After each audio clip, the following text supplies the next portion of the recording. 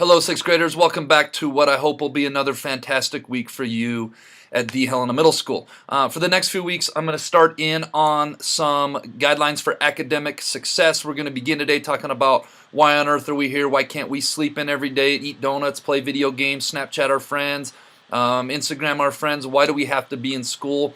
What is the bigger point of all this being in school? So we're going to get started on a three-part series titled Tips for Your Academic Success. Still trying to figure out what I'm going to call it. We're already at midterm time for the first quarter, which means your first quarter is halfway through. Do the math. That's 1/8 of the school year already in the books. So next 3 weeks, going to give some academic tips on how to academically be your best here at HMS now that you're in middle school. Hope you guys enjoy it. Let's get rocking and rolling. All right, we're on to Bob Lesson, Your Guide to Academic Success, Part 1. But first, let's be our best this week at HMS. Let's be safe, let's be responsible, let's be respectful, and let's especially be a learner. All right, sixth graders, I have a question for you. Think about some things you would honestly rather be doing right now at this moment than sitting in advisor or being here at school. I've asked this question to a lot of middle school students, and here are some of the most popular answers that I have gotten. They'd rather be playing video games, of course. They'd rather be sleeping. If you're anything like me, yeah, I like sleeping. They'd rather be watching TV. They'd rather be longboarding. They'd rather be reading. They'd rather be vegging out at home watching Netflix. This one's big, spending time on their smartphones and maybe spending time on social media on their smartphones. We talked about that last week. How about traveling, being on vacation? How about playing their favorite sport, being active? How about just hanging out with friends? Maybe hanging out with family, maybe just hanging out at home and not doing anything at all, or maybe not doing anything at all and just vegging out. Or how about eating, enjoying their favorite meal or a favorite snack? There are a lot of things I know you guys would rather be doing at this moment than sitting here at school. So knowing that begs the question, why are we here in school? Why do we have to be in school? I want you to take 1 minute and I want you to think about this to yourself, maybe chat quietly with the partner next to you.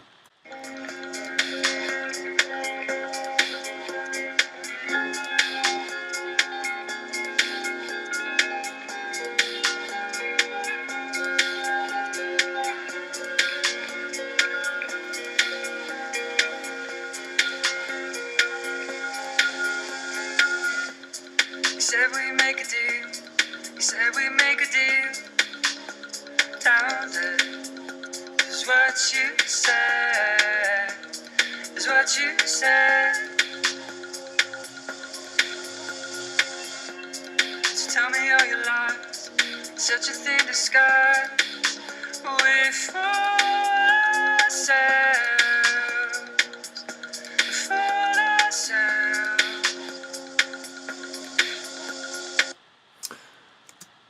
All right, so what are the reasons that you came up with or you and your partner came up with? Hopefully you came up with a few of these. Obviously, to get an education. That's the main reason we are here. And to get an education means we have to learn, to gain knowledge, to grow physically, to grow emotionally, to grow academically, to lay a foundation. I'm going to talk about that here a little bit more. And obviously to prepare for high school. To prepare for a career so that you are career ready when you do graduate from high school, to gain new skills and to gain new knowledge. So here's our goal for you. By the time you graduate from high school, you should be college or career ready. But Mr. Flatow, what does that mean? That means that by the time you finish the 12th grade, you should graduate and be fully equipped and prepared to join the quote-unquote real world.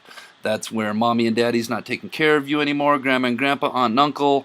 You are taking care of yourselves by gaining adequate enough employment to live independently on your own as an adult, not having anybody taking care of you. Or you should be fully equipped and prepared to continue your education at maybe a trade school, learning new skills, maybe a 2-year college, maybe a 4-year college. Whichever route you take doesn't necessarily need to be decided today, and I will talk more at length about this in future Bob lessons. So that is our goal. That is why we are here in school today. The honest truth about the real world. And again, I define the real world as being an adult, being out, being self-sufficient, taking care of yourselves. The real world can be a cold, unforgiving, and tough place. Don't sweat it though. Our job is to prepare you for success in the real world. Again, that's why we are here in school, to get you prepared for the real world so you can go out there and knock it out the park. The real world only cares about what you bring to the table, and this is kind of a metaphor. In other words, what skills and abilities do you have that are useful and can be put forth in employment that are worthy of somebody paying you someday? What is it that's going to be your thing in life? What's going to be your purpose? What's going to be your thing that gets you up out of bed every day in the morning that you go do, and then they give you a paycheck so that you can survive and live independently? What your thing is, you will choose to focus on, develop, and hopefully be passionate about. And I'm going to talk more about that when we do career cruising. I'll speak in future lessons about how we all have this one thing we are capable of doing better than 99% of everyone else, regardless of who you are. I'm really confident about this, that when everybody discovers their thing that they can bring to the table, that is their gift to the world, I'm convinced everybody has it, but we need to develop this foundation. We need to be in school every day working to gain knowledge so that we have those doors open when we are an adult and we can go out and do that thing. The real world is a highly competitive place. I was just talking to a group of kids. I think whenever we have an opening here at HMS, there are tons of people applying, not literally tons, but dozens and dozens of people applying for positions that come open. If you want to do something in life and you have a job or a career or a passion that you want to make your thing that you bring to the table, there's a very good chance there's going to be other people with that same passion. And when there's other people that are all wanting the same thing, that leads to competition. So what skills and abilities do you have that sets you apart from others? Something to think about.